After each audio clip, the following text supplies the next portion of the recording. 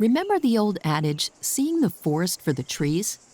Well, in order to understand the role of carbon in the forest, you've got to look beyond the life cycle of a single tree and consider the entire forest.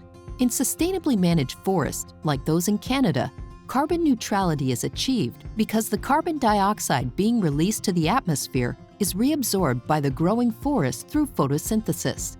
In fact, demand for forest products leads to greater forest productivity and more carbon stored in the forest. It's like a bathtub where the water is draining and the tap is running at the same time. The water level doesn't change. In the forest, the amount of wood stays the same. However, as trees age, they grow more slowly, and their rate of carbon storage also slows, while younger, growing trees actually store carbon at a faster rate.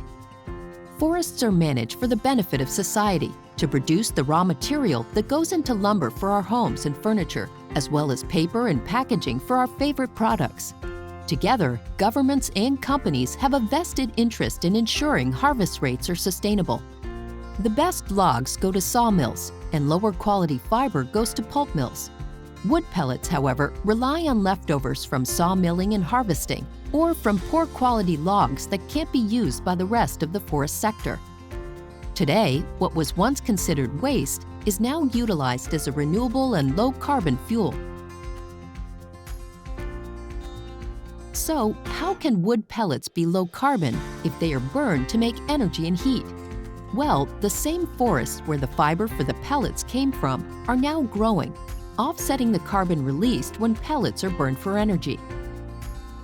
Even if those pellets are being burned in Europe or Asia, the amount of CO2 released to the atmosphere doesn't change.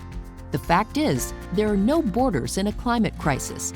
Canada follows the International Panel on Climate Change methodology for carbon accounting and reports its findings to the United Nations agency responsible for climate change. These rules require the wood pellet industry to account for all total emissions at the time of harvest. That means all emissions are already accounted for before they are used for energy and heat. Today, wood pellets from Canada hold the key to unlocking new carbon solutions. We see more than a single tree. We see a healthy forest and a world of possibilities.